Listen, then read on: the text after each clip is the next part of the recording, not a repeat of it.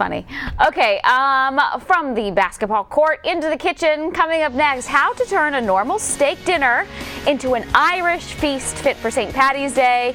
Pan-seared ribeye with Irish whiskey sauce. That's the answer. Chef Kristian from Rosso is cooking it up in the WLTX kitchen when we come back.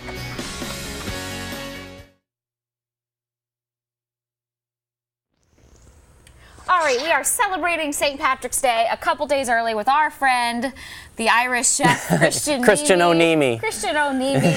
Andrea McMock here from Rosso, of course. And we were talking today about cute recipes that you can make, and he said you can very easily turn a steak into an Irish steak with some creative sauce. I do an Irish whiskey cream sauce, which is pretty common. So what I've done is I've seared off a ribeye steak. And in the same pan, after I remove it, I've added a little bit more butter and some shallots and a brown nose, and I'm going to add some Jamesons. Woo! That Irish whiskey is screaming in the pot, isn't it? That's right. Save a little for me. Let me smell that. So that you just get any Irish whiskey and add it to the pan? Yeah, Jamesons is probably the most famous that you'll be able to find at most stores. Then I'm going to put in some heavy cream. Heavy whipping cream? Heavy whipping cream. Okay. It's the same as heavy cream. Full name for those of us that go grocery shopping and get confused. Yes, and then some beef broth. Oh, that smells amazing already. And some mustard. I'm using Lusty Monk mustard, which has really got a good kick to it.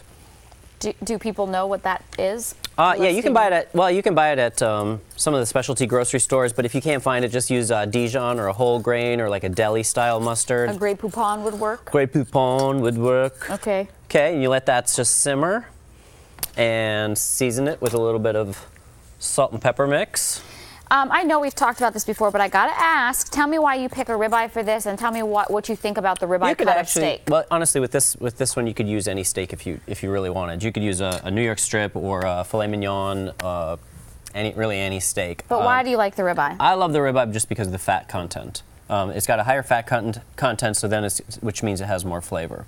So, I mean, I don't advocate eating huge chunks of meat anymore like I used to, now that I've learned a little bit more about heart disease and such. But, you know, if my wife and I get a 12 to 16 ounce steak, we definitely split it, and then after you trim stuff off, you're about like a 6 ounce portion, which is more than enough. And but your steak frites at Rosso, though, that's a New York strip steak, isn't it? No, that's a hanger steak. Oh. Yeah. Okay. So, and but this is my favorite cut by far, so that's why I chose that today.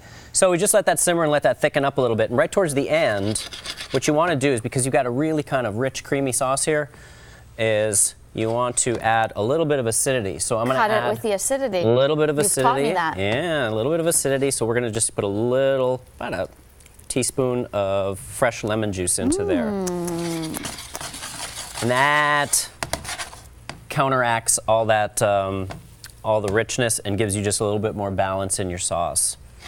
And that's really it. You can reduce this a little bit more, but...